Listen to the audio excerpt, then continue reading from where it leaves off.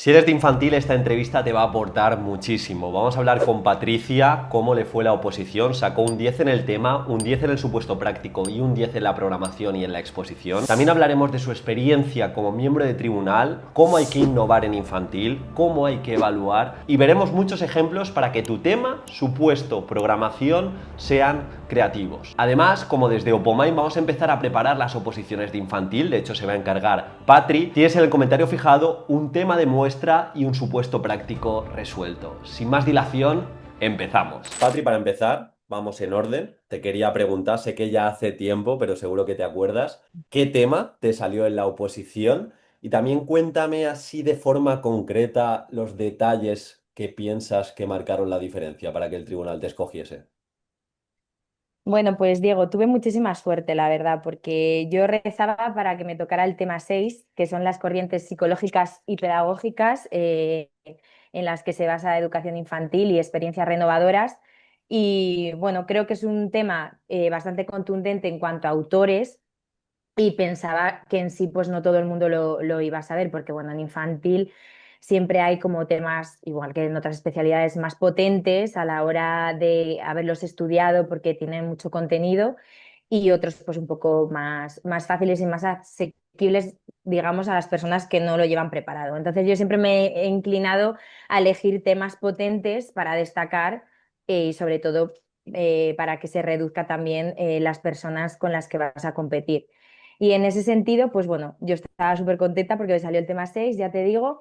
Y bueno, yo creo que lo más importante en cuanto a ese tema que escribí hace ya mucho es ser diferenciador en la forma de escribir. Yo creo que hay una forma diferente que no sea como la estructura y la forma o el vocabulario de transmitir típica de las academias, que hay como un lenguaje al final como muy artificial. Y yo creo que mi lenguaje era como más cercano, más de maestra, dentro de tener los tecnicismos exigentes en la convocatoria y en lo que nos compete, pero sobre todo, pues eso, tener un aire como un poco más cercano, pero me refiero cercano al aula. O sea, meter como más elementos concretos, palabras concretas de educación infantil, más, por ejemplo, explorar, manipular, todo esto que a las maestras que nos están escuchando como tribunal les lleva un poco a ese lugar, al aula. Y luego, importantísimo, aparte de tener el tema súper actualizado, de meter tanto pues, corrientes psicológicas y pedagógicas antiguas a las más actuales, pues también conectarlo con lo que ellos dijeron en ese día a lo que hoy hacemos en el aula con eso, porque todo lo que habló Brunner, descubrió Piaget o implementó Montessori, pues lo llevamos hoy al aula con un nombre y con un apellido específico, y eso al tribunal también le gusta mucho porque no queda en la mera explicación de que decía este señor esto o esta señora lo otro, sino que hoy día en el aula lo seguimos llevando a cabo en muchos aspectos. Y, y bueno, luego importante, el marco legal y también pedagógico, pues bastante fuerte. Integrar mucho la legislación. Creo que uno de los puntos más fuertes a la hora de que yo pues sacara de la mejor nota fue eso, que me sabía muy bien la legislación, muy bien, de arriba abajo, y sabía introducir cada aspecto, cada artículo, hilándolo con lo que estaba diciendo para que le diera pues una contundencia legislativa muy importante. Entonces, eso creo que fue clave. Y luego, pues al final, como esa parte del tema, la última parte que creo que es un poco la intervención que se hace con estas pedagogías nuevas, pues bueno, ahí metí mucho de aula, mucha teoría, o sea, volví a citar teoría, pero me explayé más en aspectos un poquito más prácticos, sin pasarme, obviamente, porque no deja de ser un tema, pero haciendo mucha alusión a que ellos, bueno, en este caso ellas, me pudieran visualizar en el aula y ver cómo yo podía ser dentro del aula respecto al tema. Y bueno, al final también doy mucha importancia a las introducciones y a las conclusiones, que no sean las típicas, que creo, y además yo también cuando he estado de tribunal, las introducciones estas que son tan tediosas de, tiene relación con el tema 25, 40, 35, no sé qué, es como, venga, vale, sí, otra, ¿sabes? Eso queda como muy aburrido, entonces algo diferente, diferente, más dinámico y que conecte más con el tribunal. Al final yo creo que es eso, hacer una introducción y una conclusión que conecte. No, 100%, sí, es que hay muchas maneras, lo que has dicho de relacionar el temario, se puede relacionar de forma integrada. Si en algún momento dado hablas de, Eso imagínate, es, de psicomotricidad en el tema 6 pero con sentido, no en la introducción con pegote, tal y eso como es. relacionado con el tema 2. Que igual tendría que haber empezado por ahí, que no te he preguntado, Patri, tus notas. ¿Qué sacaste de nota? Que me has dicho, te fue muy bien. No sé tus notas, sé que tú te Sí. sacaste la plaza, pero ¿cómo te fue en cuanto a nota? Pues bueno, lo máximo en todo, saqué lo máximo, o sea, muy, muy contenta, no me lo esperaba, pero la verdad que sí que fue pues, un 10 en el tema, un 10 del supuesto y luego en la programación y en la unidad también, o sea que súper contenta. Ya lo he dicho y aprovecho ahora que es al principio.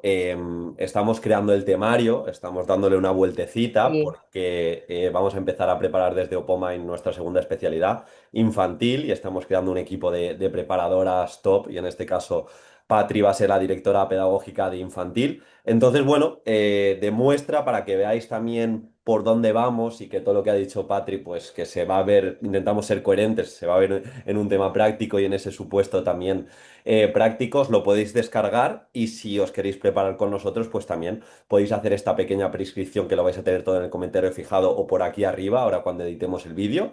Y nada, pues os daremos información sin compromiso y ya cuando empecemos, pues nos ponemos manos a la obra en ese sentido. Pasando a la parte práctica, si te parece, Patri, sí.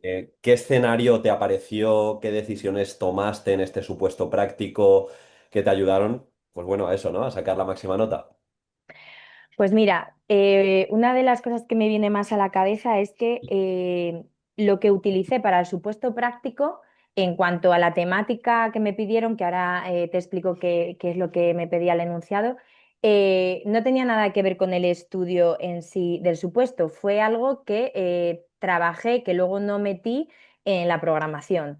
En búsqueda de actividades diferentes y sobre todo centros de interés que fueran de otra manera, pues me topé con una cosa que luego no lo integré y no lo llevaba, pero me sirvió para el supuesto. Por eso quiero decir que todo lo que veamos, lo que indagamos, lo que estamos buscando e investigando, eso queda, igual que leer muchos artículos y al final eso te da un bagaje diferente.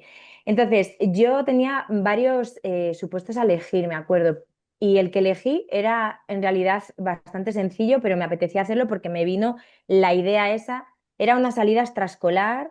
Ya no me acuerdo muy bien qué niño teníamos de necesidades, pero lo que sí que pensé es, punto número uno, no puedo hacer lo que va a hacer todo el mundo. O sea, eso lo tenía muy metido en la cabeza. Digo, es que una salida extraescolar es que en sí es algo como bastante fácil, pero a la vez es trampa, porque es que todo el mundo va a hacer lo mismo. Salida a la granja escuela, salida al zoo, al no sé qué. O sea, lo típico, lo típico. Digo, tengo que integrarlo y mostrarlo de una manera diferente y que sea totalmente, no sé, innovadora y que no lo haga nadie. Entonces me vino que quería haber metido en la programación que no metí una unidad, porque yo llevaba 3 años, el nivel de 3 años, una unidad que tenía que ver con los miedos, porque en 3 añitos, bueno, las maestras sabéis, de infantil, que justo en ese periodo tiene muchas pesadillas, normalmente la mayoría, y pues con todos los personajes de cuentos, pues siempre les da mucho miedo. Y entonces quería haberlo metido, que al final no metí.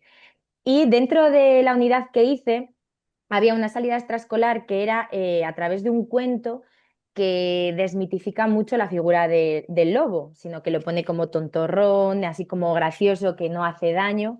Y entonces la salida era que íbamos a ir a un bosque o un parque cercano al colegio, con el autobús, preparando toda la salida perfectamente, con los padres. Los padres iban a colaborar a escenificar el cuento.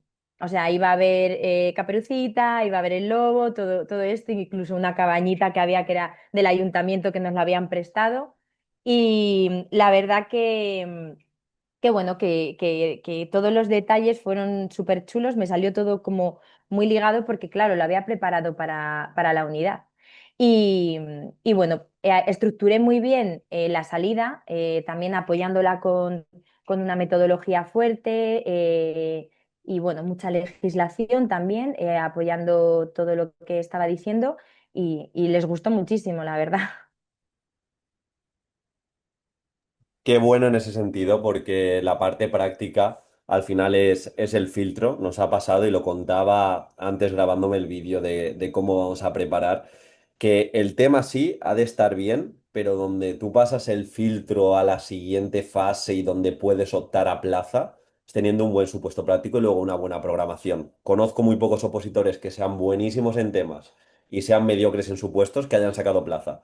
Viceversa, sí, que sean muy buenos en Sí, supuestos prácticos y los temas, pero como tienes esa parte práctica, transfiere a los temas. Por eso digo que en Opomine, y nosotros también lo vamos a hacer, Patri, seguro que casas conmigo sí, en esa idea, totalmente. nos vamos a centrar mucho en supuesto, clases específicas de supuesto práctico, resoluciones, tú que cuentes pues lo que vives en tu día a día, de lo que ocurre cuando propones una actividad de todos los problemas que, bueno, que nos encontramos y que nos pueden salir ahora en el supuesto práctico perfectamente. Muchas veces el supuesto práctico no deja de ser una mini realidad que te encuentras un martes a las 11 Eso de es. la mañana. O sea, y para eso, pues, sobre todo si no tienes experiencia, el tener una preparadora que te lo puede contar desde el contexto es clave.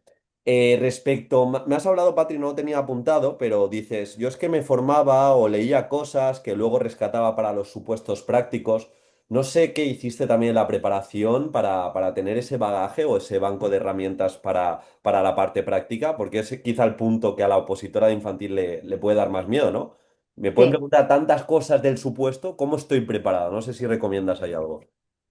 Bueno, lo primero de todo para los supuestos, tienes que tener muchísimo, o sea, dominar mucho todo lo que es los documentos de centro, porque ahí los vas a tener que incluir.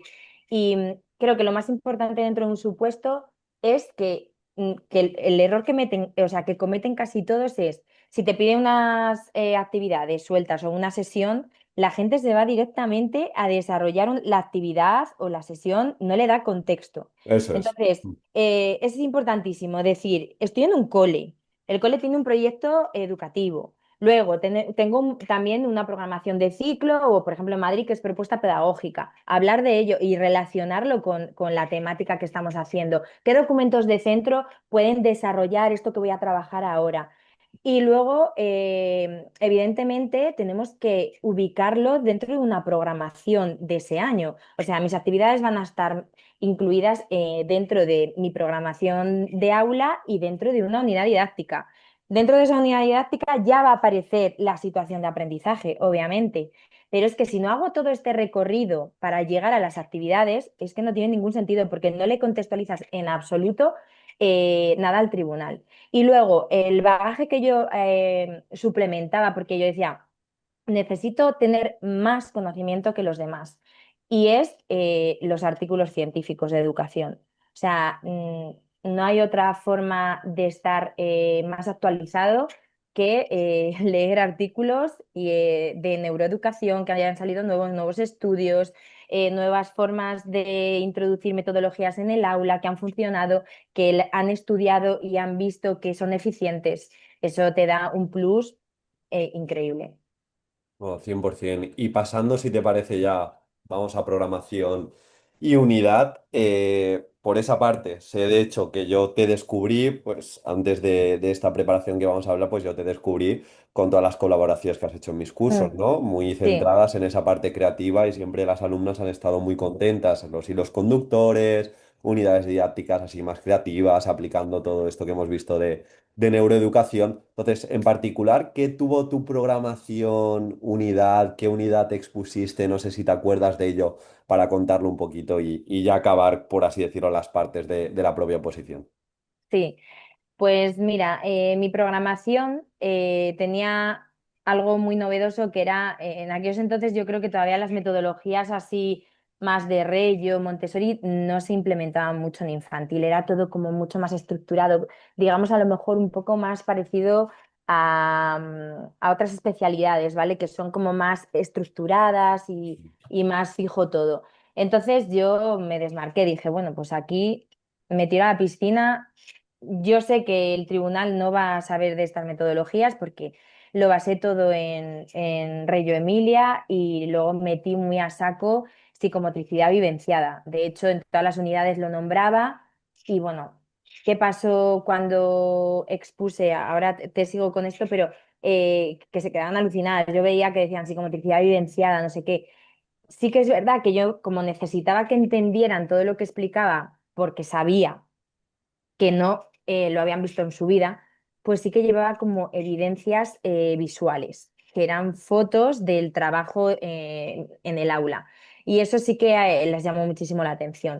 Y no, pues mi programación estaba muy basada, todas las unidades desarrollaban pues como una experiencia a través del contexto más cercano de los niños y por lo tanto íbamos conectando con cosas que estaban cerca de ellos, como podían ser una unidad de insectos, otro a lo mejor podría ser, a lo mejor, me acuerdo que hice una unidad muy bonita de la primavera, porque por eso de los insectos, y que trabajábamos un montón, pues los insectos que ellos ven en el día a día, y hacíamos el ciclo, tal, bueno, muy chulo.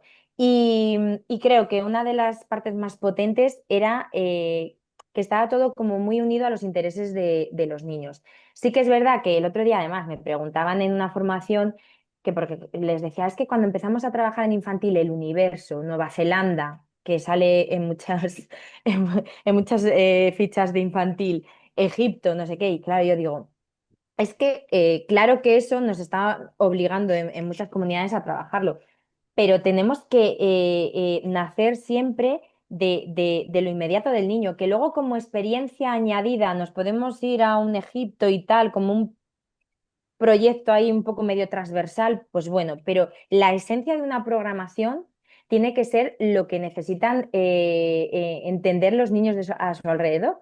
Y entonces creo que les gustó mucho por la cercanía que tenía mi programación con lo que los intereses de los niños genuinos realmente. Y luego aparte, pues eso, meter metodologías activas y luego estructurarlo todo bastante bien en el sentido de, por ejemplo, me acuerdo que los objetivos y todo eso, que en mi época eran objetivos, no competencias, los hilaba mucho con lo que iba a hacer en el aula. O sea, no los decía de manera memorística como un papagayo, Mm.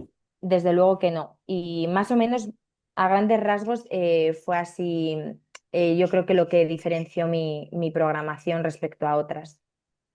No, muy bien, muy bien. Y habías hablado que yo no lo sabía, pero mira, más bagaje y más experiencia que se van a llevar los alumnos de la academia respecto a tus experiencias siendo tribunal un poco.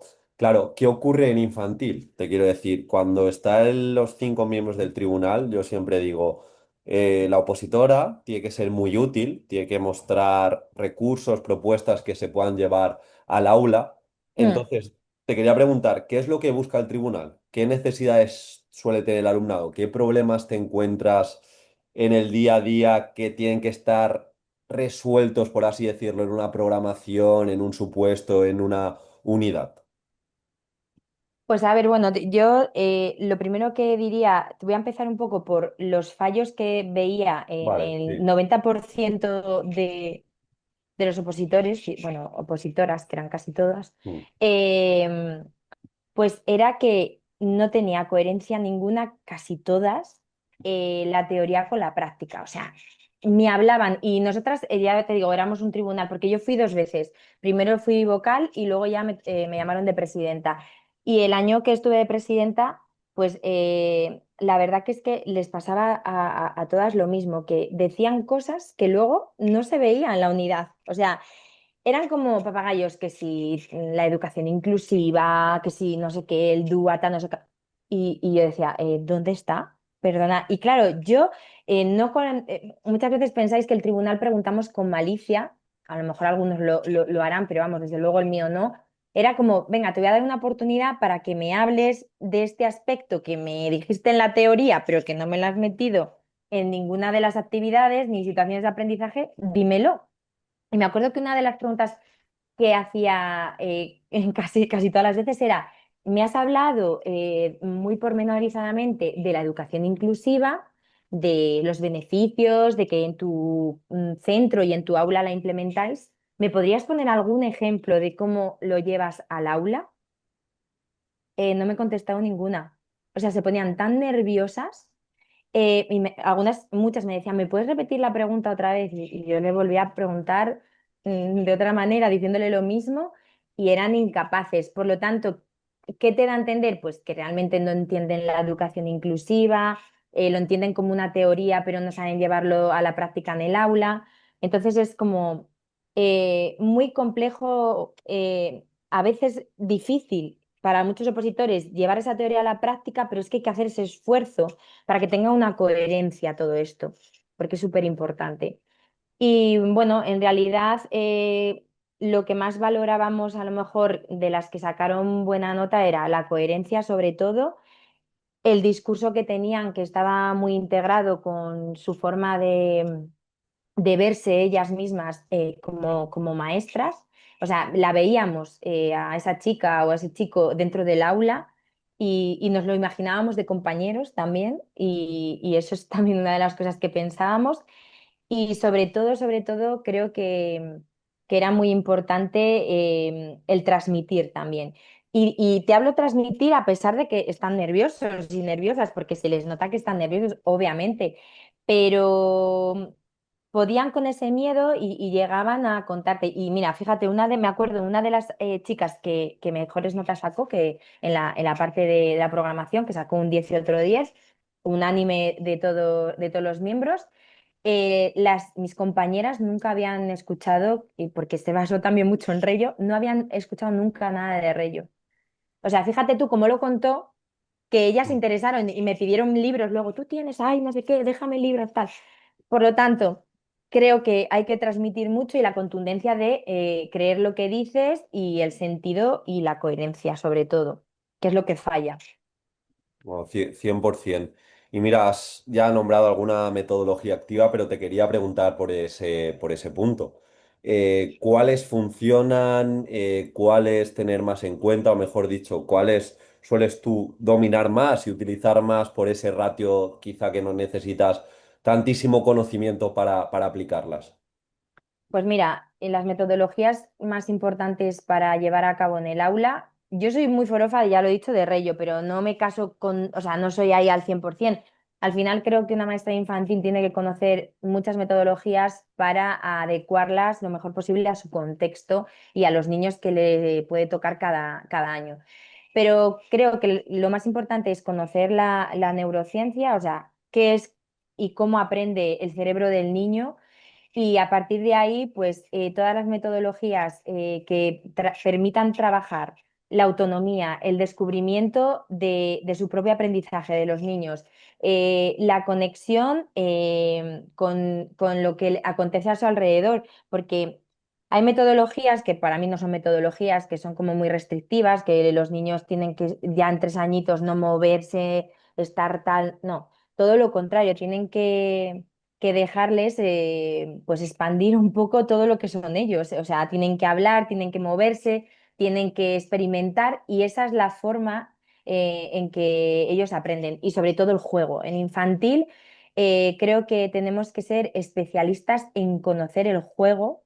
Y además, de hecho, me acuerdo perfectamente que en muchas, bueno, cursos que he dado contigo, he metido el juego como algo muy importante porque las maestras de infantil tenemos que saber cómo es el juego en infantil, cómo llevarlo a cabo, cómo introducirlo, para qué sirve, o sea, todo, todo. Y entonces creo que es una de las formas más importantes de presentar nuestra programación.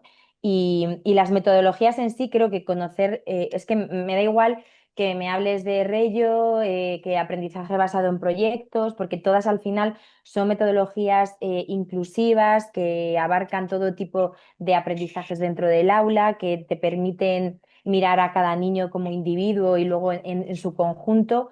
Entonces, al final yo hablaría de metodologías respetuosas con el aprendizaje y en el momento en el que se encuentran los niños de infantil. Y sobre todo, como te has dicho, que luego se vea, que te da igual tanto la metodología o la etiqueta, que eso todo el mundo lo puede decir, pero que luego se vean las actividades, se vean las sesiones, te cuente pues posibles problemáticas que tienen los alumnos, por ejemplo, Eso con un es, aprendizaje basado en proyectos, que se vea coherencia también en la progresión, de que igual en las primer trimestre no puedes innovar tan a lo loco porque les falta muchas rutinas, ¿no? A eso los es. niños y niñas. Entonces, bueno, de nuevo.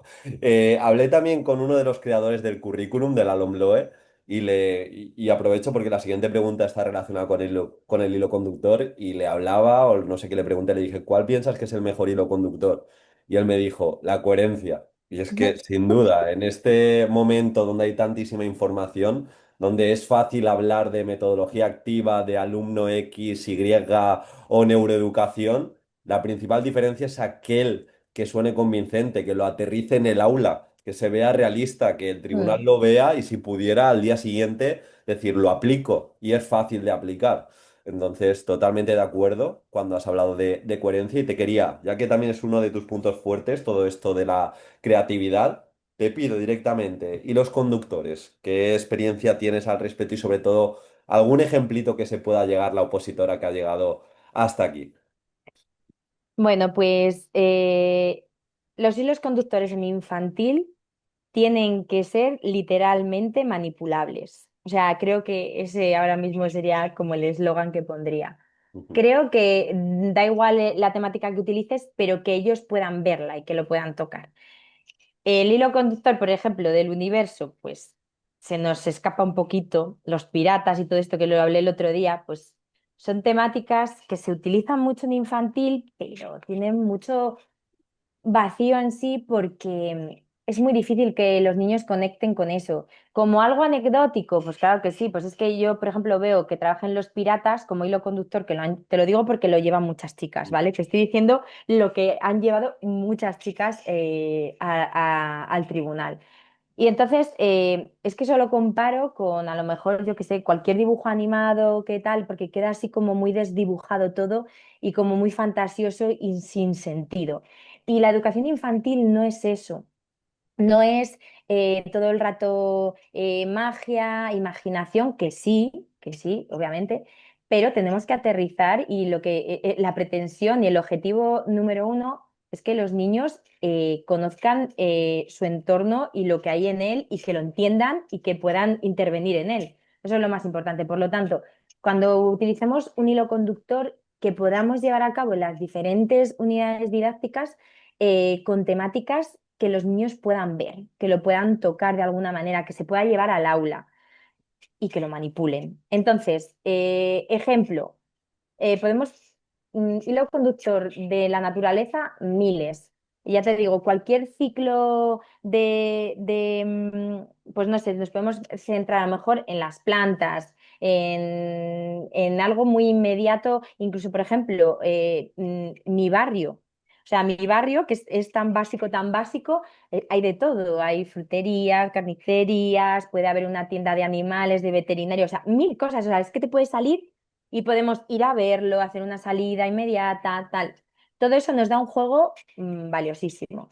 Pero, por ejemplo, a mí que me gusta mucho y para que quede así algo chulo respecto a la naturaleza, por ejemplo, a mí el bosque me parece muy chulo. Si esto a lo mejor en un cole que esté en la zona rural, pero si es en una zona urbana, podemos a lo mejor relacionarlo más con algo que esté inmediato, un parque que esté más frondoso, con vegetación, ¿vale? O sea, que eso hay que adaptarlo un poco al contexto que elijan.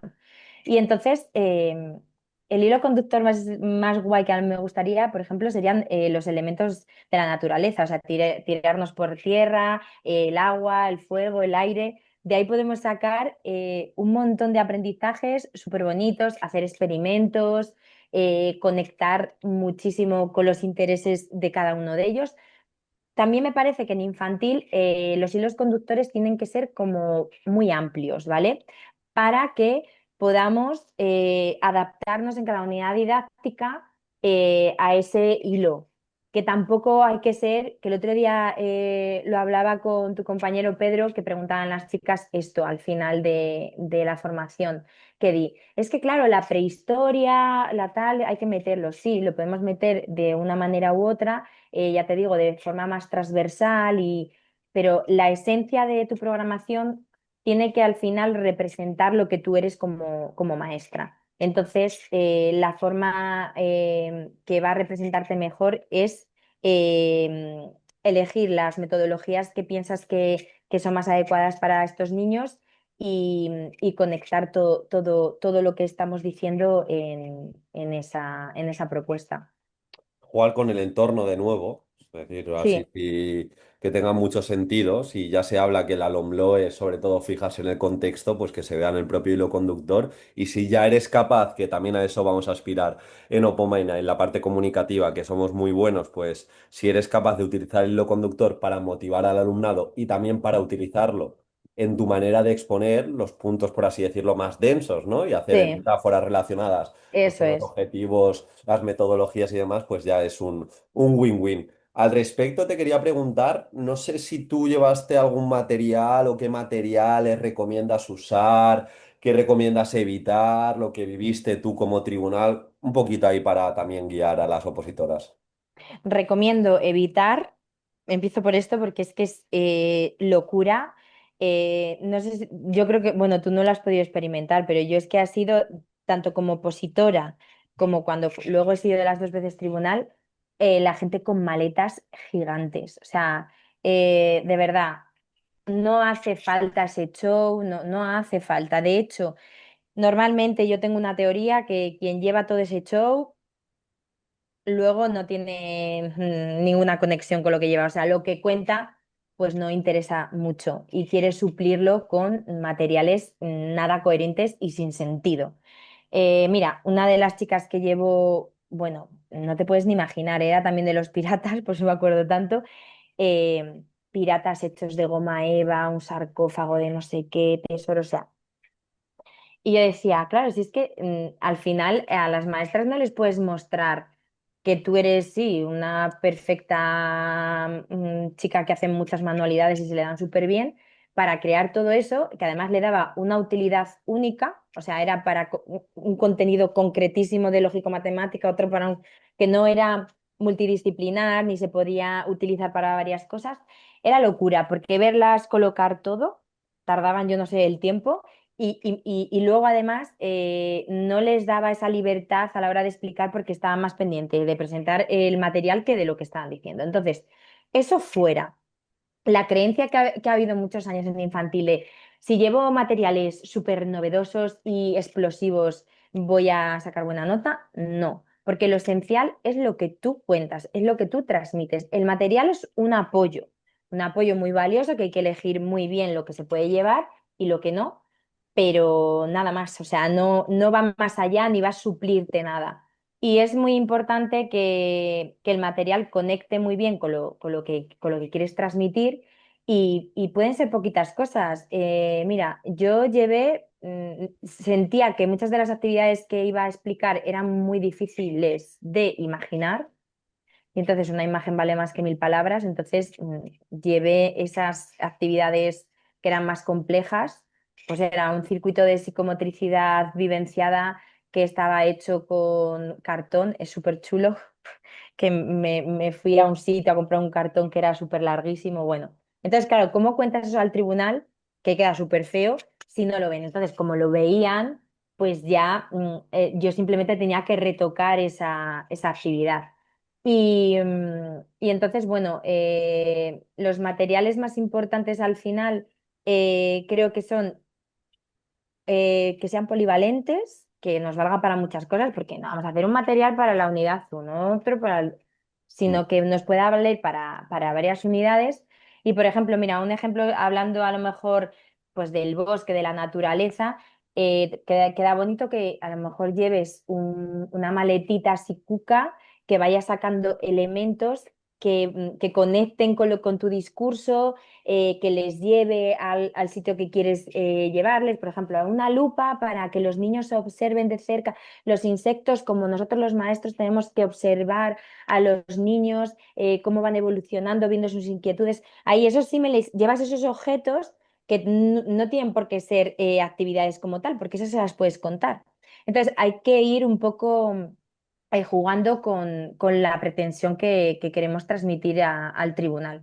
Pero vamos, que lo que se lleve tiene que estar muy pensado, no empezar a hacer material así, venga, y llevarlo porque no tiene ningún sentido y al tribunal nos descuadra muchísimo eso.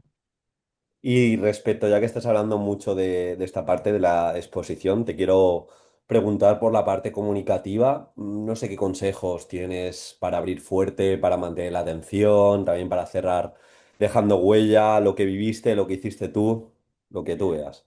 A mí me encanta empezar siempre con preguntas, porque ya captas la atención, en plan ellos y ellas ya están pensando en qué responder, tal.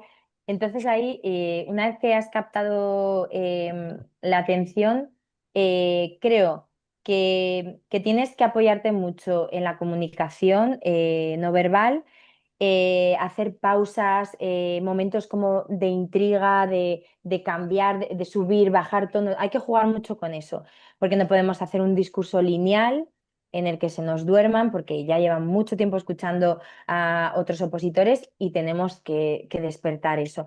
Al final, yo siempre lo comparo esto con una entrevista de trabajo. Tú vas a una entrevista de trabajo y tienes que ser el mejor candidato y la propuesta que tú tienes que hacer frente al tribunal es puro marketing. O sea, tú tienes que vender el producto que eres tú y se lo tienes que vender, pero con tus mejores cualidades y con tu mejor oratoria y intentar también conectar con ellos. Es muy importante decir cosas a lo mejor que pues eso, que les conecten a situaciones que pueden vivir ellos en el aula y diga, jo, pues esta chica, fíjate, en lo que está pensando, va más allá, ve Mm. una problemática, una bromita, algo ahí que conecte y sobre todo en infantil es algo que somos más ñoñas, por decirlo de alguna manera, las maestras.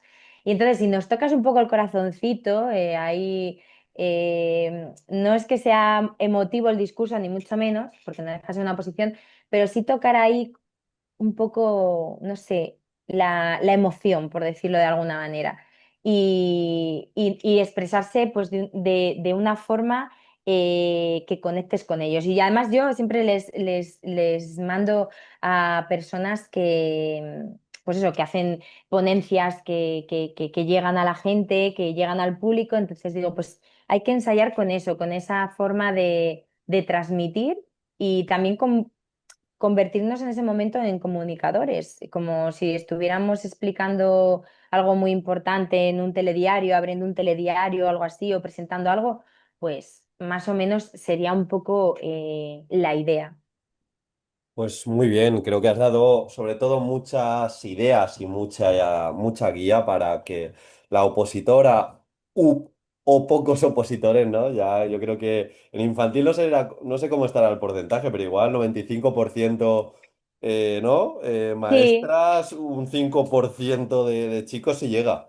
sí, sí, yo he tenido compañeros maestros, o sea, chicos Mm. maestros y han sido geniales. La verdad que los que hay, los poquitos que hay, los que yo he conocido son muy buenos.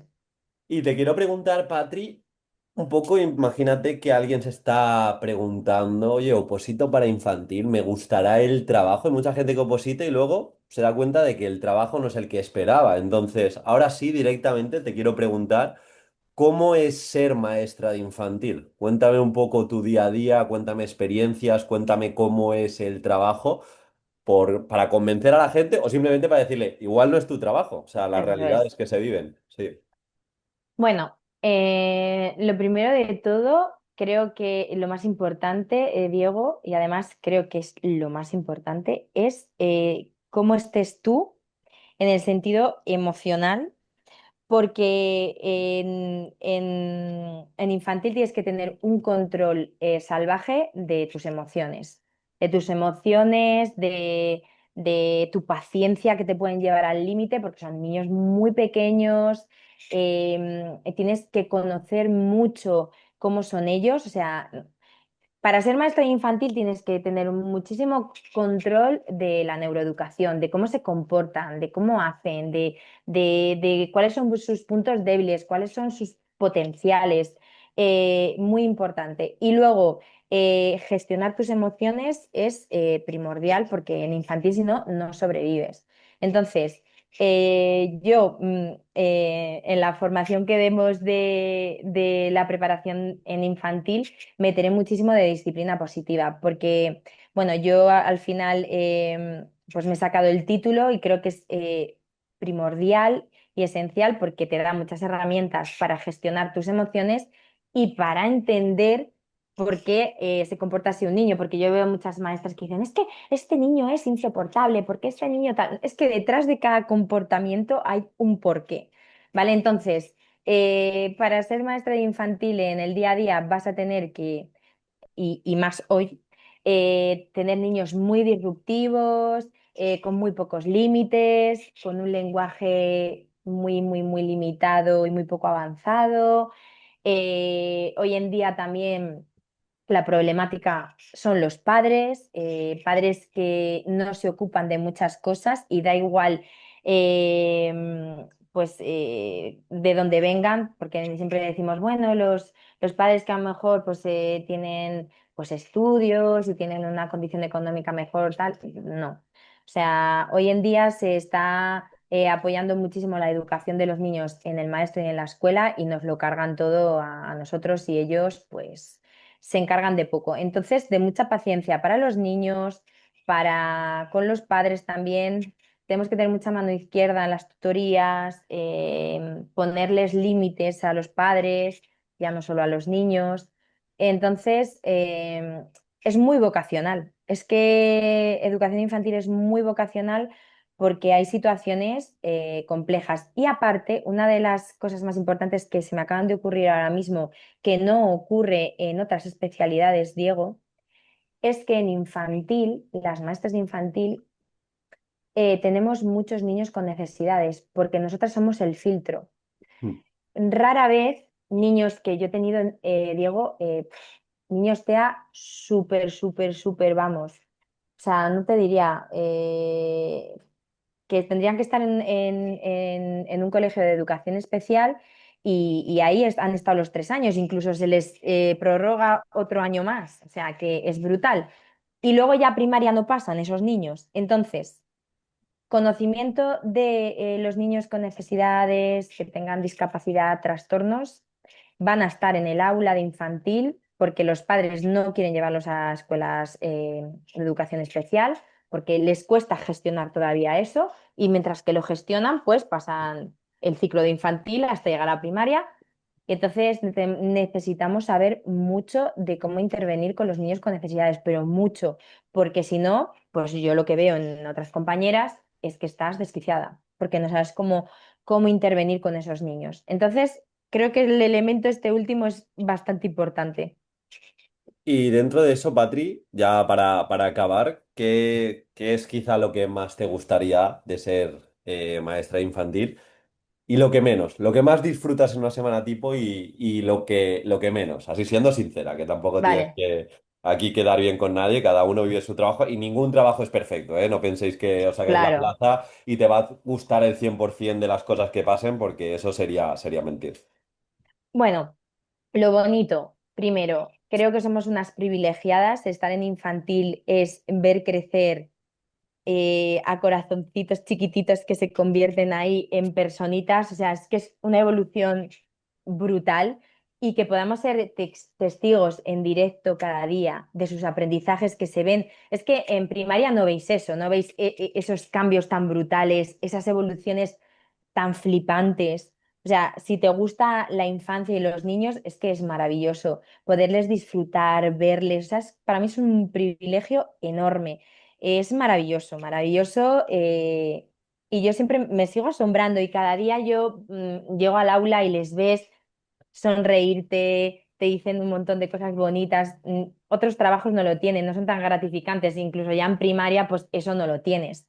O sea, tú puedes ir al cole con problemas de casa tal y cual, y es que siempre te van a recibir con sonrisas, con abrazos, eso no lo tienen todos los trabajos, la verdad.